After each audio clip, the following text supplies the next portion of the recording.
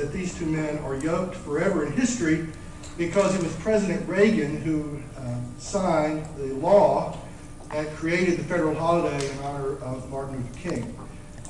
At the Rose Garden speech, when the president signed the legislation, he commented quite poignantly on the contributions of Reverend King, and he focused specifically on Reverend King's involvement in fair elections, specifically the Civil Rights Voting Act, but just generally the idea that we value in this country free and fair and transparent elections. It's actually on this topic of elections, Judge Jenkins, I'd like to speak briefly to you and to the court this morning. I'm a judge too. I am an election judge. I have been an election judge in Dallas County for almost 10 years. Anybody who's ever been a judge knows what's involved. You show up very, very early in the morning, way before 7 a.m. You work all day long. You might sneak away for a quick lunch. You fill in all kinds of paperwork. You operate technology that is always new, always challenging.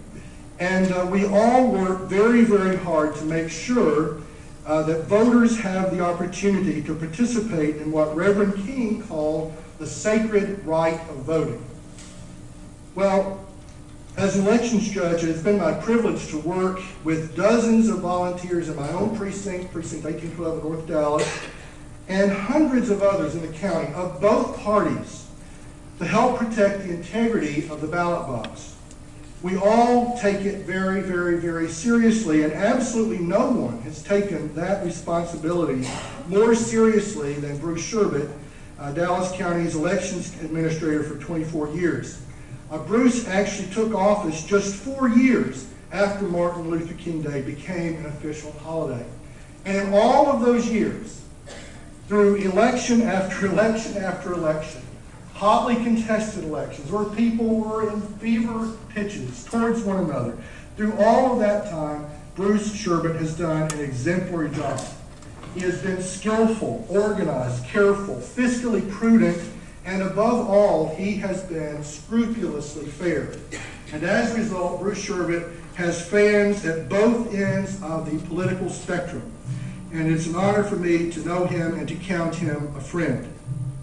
But Judge, I'm not here this morning to speak kind words, nice things about a dedicated civil servant. I am here with many others. Excuse me, your time is up. Can we extend him by 30 seconds? No. If you'd like to finish your I'll just finish my sentence by saying, in honor to the others. yes, sir. It is very much my hope that the court will consider the fair-minded, judicious proposal that Judge Dickey put forward, Commissioner Dickey put forward, and figure out a way, it's possible to figure out a way to not have on-the-job training for the city elections later this year and the presidential election next year, when it is essential that we have fair elections that have the full support of the whole community. Thank you for that. Thank you.